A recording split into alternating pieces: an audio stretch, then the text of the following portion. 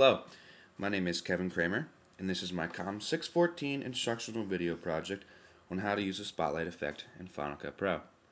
I'm going to show you what the finished project looks like so you know what we'll be creating. I use an image of my little sister at Disney World. I use a Spotlight effect to highlight her face. This effect can be used in still images or videos and highlighting certain individuals or objects. Today we're using a still image. I need to go to File, Import, Files, and select a still image. There's one on my desktop. It's a picture of Taylor Swift in 7th grade who went to my high school. And here's the inserted image. So now I need to click and drag the image on the timeline. It's kind of lengthy, so I want to decrease it. So I click and bring it in a little bit. It's good length. I need to set my in point by clicking and pushing I on the keyboard. And my out point, click and select O on the keyboard. I need to insert a slug. A nice blank slug here. Just click. And our slug is right here, so I want to click and drag it over the image and release under superimpose. And here we have our slug. We have unwanted video file, so we don't really need this, so just Apple click and delete. So now it's time to put the oval in. So we double click slug, go up to the toolbar and select effects. It's under video filters and it's matte, and we want to choose the mask shape. Here we have a rectangle. That's the wrong shape, so we go to the viewer, select filters, and we have a couple of shapes. We can choose the round rectangle, the diamond, but we want the oval. And now the oval is black, so we want to do the opposite. So we need to check the invert box. Now most people are going to click and drag right away, which is the wrong thing to do. So edit, undo this. We need to anchor this and click the center, so we check the center button.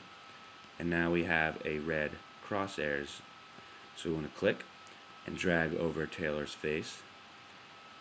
And there you go. It's a little big, so I want to bring down the scale. So we go to horizontal scale, click and bring this down. And the vertical, bring that down a little bit. There you go. And now this is all black, so we want to be able to see the rest of the people. So we go to the Motions tab and choose the opacity, drop down arrow, change this to about 55, so enter 55, and there you go. It's a little rough around the circle. We want to feather that out a little bit, so we go to the effects, video filters, matte, and we want to choose mask feather. This helps us smooth out the oval, so go back to filters. We have mask feather, so we'll increase it a little bit, and about 7's pretty good.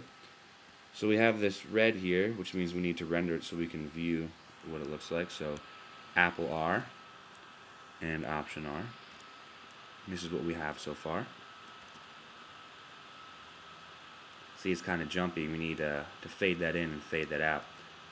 So we go over here to my tools, and we want the pen tool by clicking the pen or by selecting P on the keyboard. We need to insert some points, so click, go a little bit in and click again. We're going to drag this down, create a nice fade in. Now we're going to do the same for the end. Click here, click towards the end, and now drag this down for a nice fade out. Once again we have to render it, so Apple R and Option R, and this is what we have so far. And that's what our finished project looks like. So this is how you use the Spotlight effect in Final Cut Pro.